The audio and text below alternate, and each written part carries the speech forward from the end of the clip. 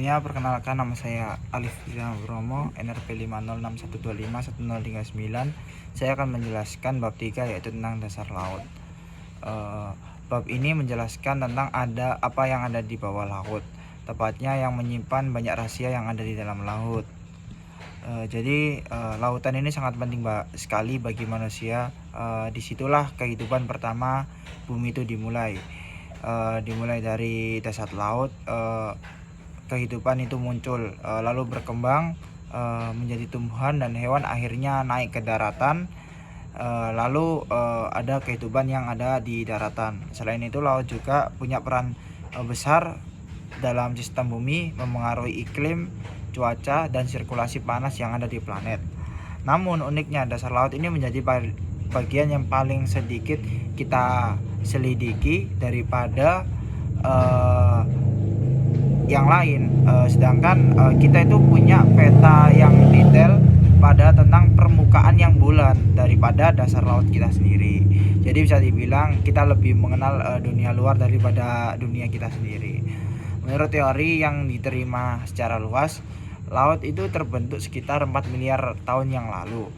Ketika bumi baru terbentuk, permukaannya masih sangat panas dan dipenuhi dipenuhi gunung berapi yang aktif.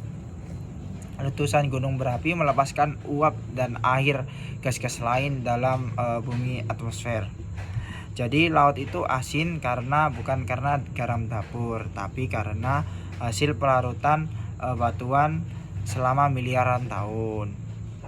Lalu ciri-ciri dasar laut itu ada beberapa, ada 5, yaitu yang pertama landas kontinen.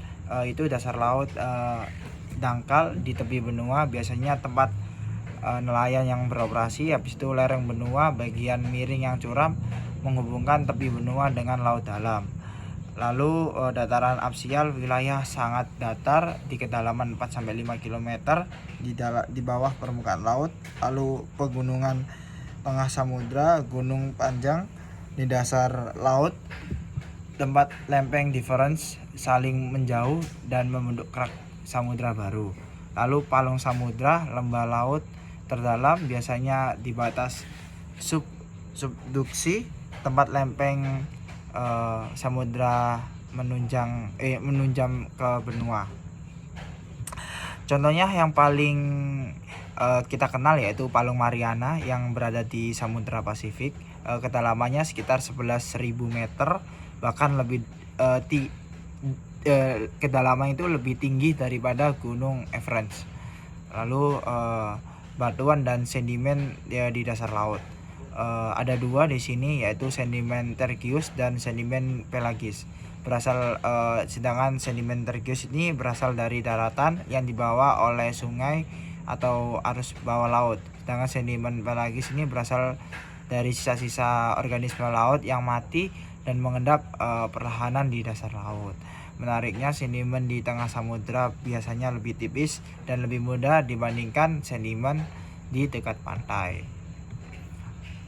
Umur laut dan bukti tektonik.